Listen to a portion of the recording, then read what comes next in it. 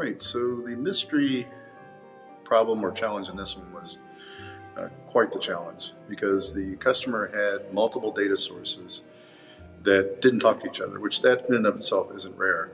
But they also had an internal data warehouse. And a lot of the data from those various systems were fed to that data warehouse, but the reporting out of that was not very good. And their main pain point was around budgeting, which they were doing in Excel only. They had a need for those various data sources, the data from those sources, to be part of their budgeting process and their forecasting.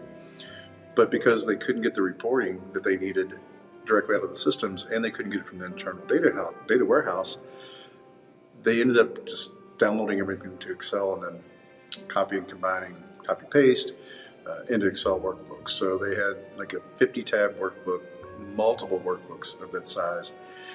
As we all know, there was a risk of corruption of the files, losing the files, people changing the files, not really knowing if the numbers were accurate or not, losing that one source of the truth, as it were. So that was quite the challenge that they had. Different data types too. So it wasn't the same, it wasn't like all SQL data, for example. So, multiple data sources, multiple data types that they needed together and needed to get out of Excel for budgeting in particular.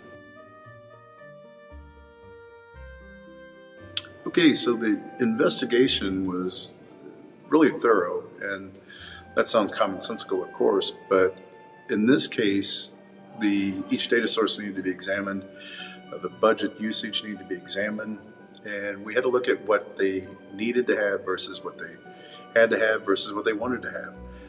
Because as we know, not all data is needed for the budgeting. Some of it was, some of it wasn't. Not all data is needed from each data source. Some was, some wasn't. So it was really understanding better of what they were trying to do and what they wanted to do.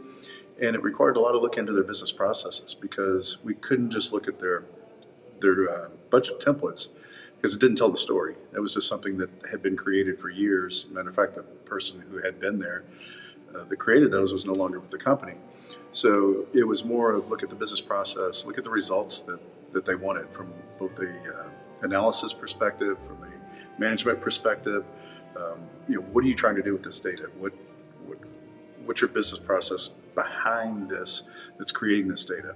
So we really had to look into that to determine what data types we needed, what sources we needed to bring in, and where we're going to structure it in Solver and how we're going to structure it in Solver before we could even think about beginning to build budget templates or forecasting templates or any reporting either. So it was really a deep dive into what I would call the old-fashioned business process reengineering. It's like, okay, here's the result that you're trying to get. This is what you've been doing, which is why you're in this data nightmare, and this is what you can do to improve that. So that was the investigative part of it, which was long and very thorough and detailed. Okay, so what we did was obviously we implemented Solver, sold them Solver, created the vision of how they could use it and how it's going to provide them the information that they need to be able to reach the goals that they had set with us in terms of, again, what their business processes are leading to, what their management team wanted, what the executive team wanted. So it was all results driven. So we set the vision of how our software was going to solve their problem, and then obviously showed them how that was possible. We ended up doing a POC, try and buy, and used two tenants.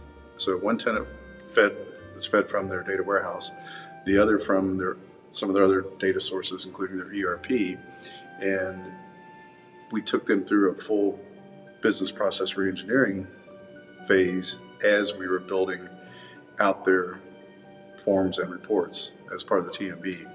There was additional services which are outside the normal TMB, but they were able to use some of the marketplace assets that we had out of the box.